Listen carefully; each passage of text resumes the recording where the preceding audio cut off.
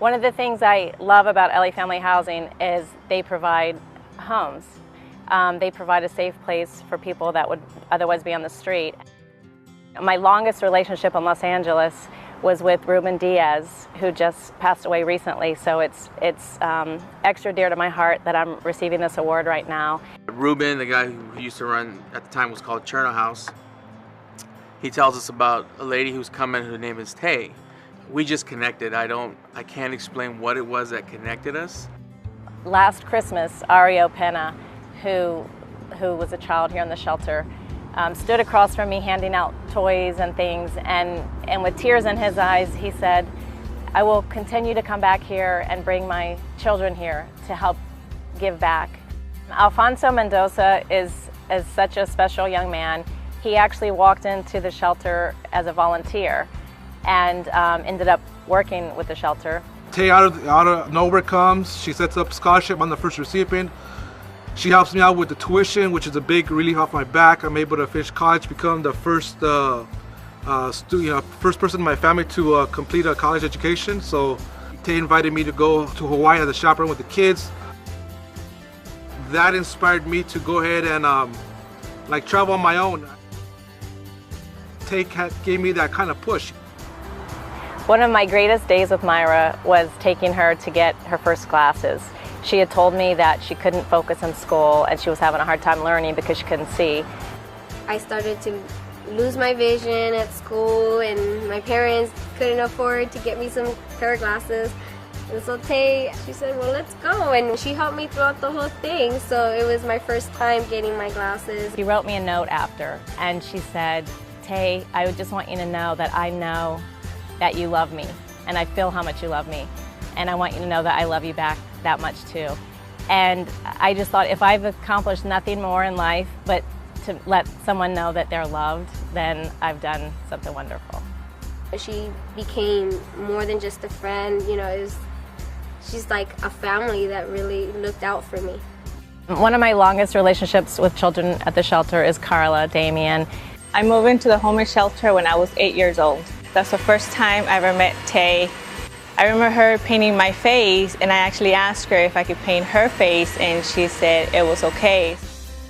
I told her that I was pregnant, and it made me feel so good because she's always been there for me. Fabricio constantly jokes that when he lived in the shelter, Ruben would call him the troublemaker, or that he was the kid that was always in trouble.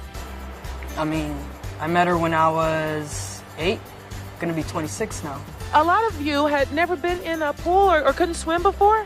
I couldn't swim before, but Tay and they wanted to show me how, and now I could swim. We took him to do things like we went to the Coast Guard Air Station in Los Angeles, and he saw the guys in uniform and got to try the uniform on as a little kid. And we took him to Annapolis, and he got to see the guys in uniform. And I remember he was about 9 years old, and he looked at me and he said, "When I grow up, I'm going to serve my country."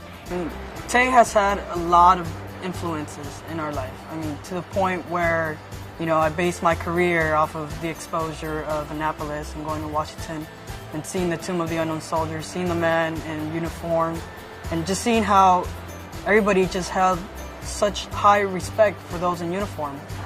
And Jessica is life-altering. She's in high school now, and I literally, alongside Ruben, helped give birth to her in the children's room at the homeless shelters. Tay is such an amazing person. I was born in a shelter home, and she was there. She was there to hold me. It was inevitably the children from the homeless shelter that I was working with that inspired me to start my own foundation. A Chance for Children, which was originally Camp Baywatch from the television series, provides programs for kids in the 4 toughest gang neighborhoods in Los Angeles. Where the shelter is located, it was gang infested at the time. Tay, like a trooper, would bring in the kids, like escorting the bus, make sure all the kids got home safely. And I think at times I would hear their friends like, "You shouldn't go with them, you shouldn't just leave them go." But she would be like right tailing the bus, making sure that the kids will get home safe. We try to see kids through from kindergarten to college, give them things to do to stay busy, to have dreams, to aspire. She's part of my life, and I thank God that I have her. She's going to be there in our lives, and not only mine and my little one. She's that one person in your life that just comes in your life, changes it. She kept in touch with us, and that was, you know, most of her making. She wanted to know that we were in better standing now. LA Family Housing is honoring me with the Dream Builder Award this year. And the truth is, I'm forever grateful and thankful to you, LA Family Housing. Ruben and I have had a long, ongoing relationship. That's true. Yeah, now I've been working for LA Family Housing for 20 years. If you visit the shelters and look around the building, you can see pictures of Tay everywhere. So Tay is our shelter is Tay. I remember once Ruben Diaz was at my office, and he was looking around my office at all the pictures. It was just like wall-to-wall pictures of the kids everywhere. And he said, Tay, I know you're a writer and you always talk about winning an Oscar. And he said, but look around. Here's all your Oscars on the wall.